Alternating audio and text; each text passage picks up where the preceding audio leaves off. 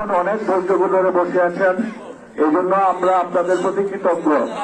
এখন শেষ সময় আমাদের প্রধান অতিথি, আমাদের আস্থা ভরসার স্থল আল্লাহ আবু সাহেব তালুকদার এসেছেন। আপনারা একটু ধৈর্য ধরে বসুন, আমাদের কথা এখনই শেষ হয়ে যাবে। আমি কিছু কথা বলবো না, আমি 2-4টি কথা বলবো। আমি ছোটবেলা থেকে জানি এই খাসরাইল বিএনপির একটা ঘাঁটি, এই খাসরাইল সুতাবোড়া বিএনপির ঘাঁটি। বিএনপির ঘাঁটি হিসাবে আমাদের কি করা উচিত? আমাদের উচিত এই যে সামনে 12 তারিখ নির্বাচন আসছে, সেই নির্বাচনে আমাদের প্রতীক ধানের শীর্ষকে যাতে আমরা খাসরাইল সুতাবোড়ায় পূর্ববেলা যতগুলো কেন্দ্র আছে তার মাঝে সর্বোচ্চ ভোট দিতে পারি। সর্বোচ্চ ভোট দেওয়ার জন্য কি করতে হবে?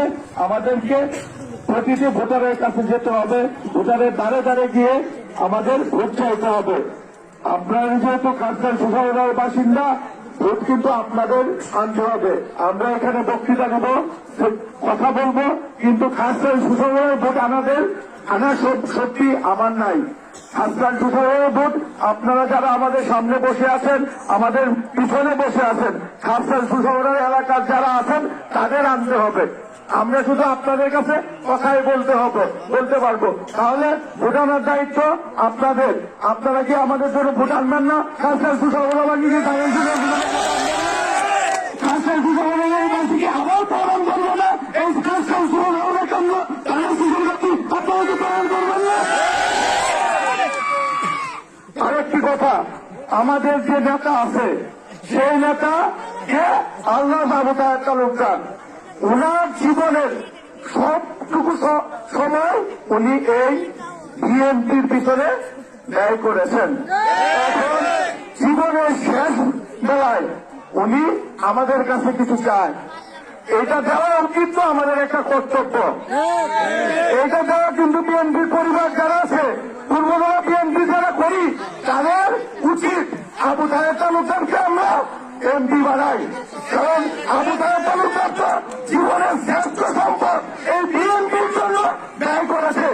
উনি চাইলে অনেক কিছু হইতে পারত, উনি চাইলে রাজনীতি না করে অন্য কোনো পেশায় যেত, তাহলে অনেক বড় বড় কোটি কোটি টাকা, 600 কোটি টাকা কামাইতে পারত। কিন্তু এইসব জায়গায় না যে উনি আপনাদের আমাদের কল্যাণের জন্য বিএনপির রাজনীতিটা করেছেন, বিএনপিকে ভালোবেসেছেন, পূর্বদলের মানুষকে ভালোবেসেছেন।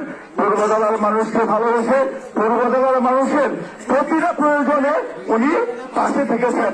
আমরা যারা গিয়েছি সেই 91 সালে 96 সালে সারে ক্রাইসিস হয়েছিল না পূর্বদলে? হয়েছিল তো? এই সারের ক্রাইসিসের সময় উনি এমপিও ছিলেন না, মন্ত্রীও ছিলেন না, কিন্তু পূর্ববেলার একটা মানুষ যখন গিয়েছে এই আল্লাহ আবু সাহেব তালুকদারের কাছে সারের জন্য, উনি সর্বোচ্চটা দিয়ে পূর্ববেলায় সারের ব্যবস্থা করেছেন। আপনারা জানেন না মুরব্বীরা?